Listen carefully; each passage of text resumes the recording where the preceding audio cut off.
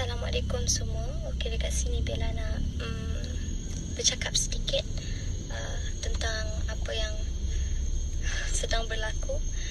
Bella ingat perkara ni akan reda dan kita pun boleh move on.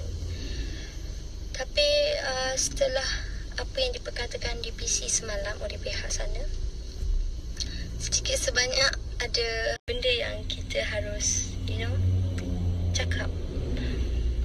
Sebab itulah hari ni Alif ada mengeluarkan kenyataan. Sebenarnya benda ni simple. Kita dah tak perlu panjangkan lagi sebab Alif pun dah mengaku silap dia. Dia pun dah terima macam-macam tumahan dan sebagainya. Dan dia pun dah meminta maaf secara terbuka kepada semua orang, kepada kawan-kawan, kepada family dan kepada saya sebagai seorang isteri. Jadi saya dah maafkan dia. Alhamdulillah sekarang kita tengah cuba perbaiki hubungan sebagai suami isteri. Okay? Harap semua doakan. Jadi saya fikir kenapa kita tak permudahkan aja, kenapa kita perlu cakap kerana membenarkan. Kalau semua orang fikir logiklah akal dan fikiran, kita semua termasuk saya logiklah akal dan fikiran, kita semua termasuk saya bukan lagi kanak-kanak kecil. Kita tak perlu minta izin untuk pegang tangan dan sebagainya. Contohlah macam saya, kalau fikiran kita, kalau betul ada orang tanya macam tu, macam Bella nak pegang tangan awak boleh? Kita boleh say no, kita boleh say yes. Dan lah kalau dia letak pistol atas kepala kita, Jadi dekat sini Bella nak, apa yang nak tegaskan, kita wanita, kita ada pendirian kita. No means no. Tak nak. Walaupunlah seperti yang didakwa, dikatakan, disuruh oleh pihak production dan sebagainya.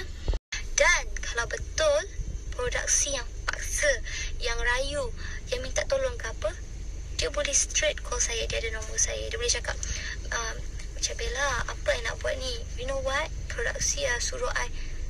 Kenapa tak dari dulu? Inform I benda ni. Faham tak? Kenapa nak teruskan perkara yang tidak baik?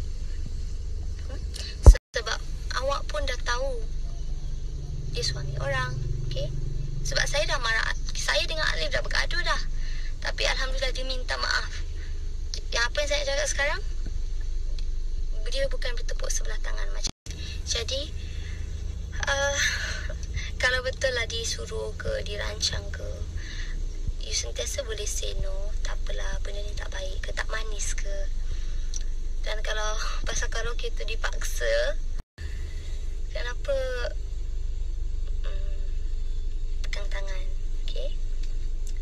Mungkin Alif ada minta izin dan awak benarkan macam tu. Jadi hari ni saya dapat notification lagi. Dekat Instagram, because I choose to not post anything on my Instagram. Kan, sebab ingat benda ni dah macam reda, kita pun dah boleh move on, hidup masing-masing. Dah tahulah macam siapa, Hanif_Zaki ada cakap bertepuk sebelah tangan dan sebagainya. Ada hashtag Harley Quinn, hashtag Joker. Sebab pasal Harley Quinn, Joker tu saya dah tahu dah. Okay, tak perlu kita ulas lagi. Dan pasal Wan Arif pula, nak cakap dekat sini, enough is enough. Dia kata suami saya childish. Macam ni lah Wan Arif. Ini bukan drama pertama suami saya berlakon. Dan dah banyak drama dia berlakon. Ini 13 episod. Sebelum ni dia pernah buat 30 episod. Straight 70 hari di syuting. Alhamdulillah semua berjalan lancar. Kami suami isteri tak pernah ada masalah, tak pernah. Masalah kecil-kecil memang of course semua orang akan lalui. Masalah yang sebegini melibatkan perempuan, tak pernah. Alhamdulillah tak pernah. Cuma kami diduga dalam cerita yang di tengah syuting sekarang, kenapa tiba-tiba berlakunya perkara ni. Dan cakap Alif bertepuk sebelah tangan. Are you sure? Sebab apa yang disampaikan kepada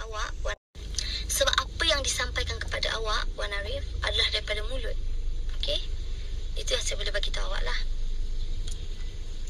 jadi sekarang dekat sini cakap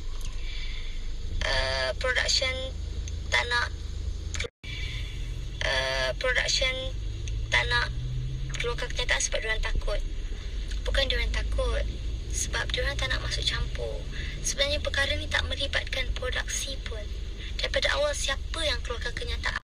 Oh, kami keluar atas urusan kerja. Okay, dekat situ dah salah sebenarnya. Kita tak perlu babitkan orang.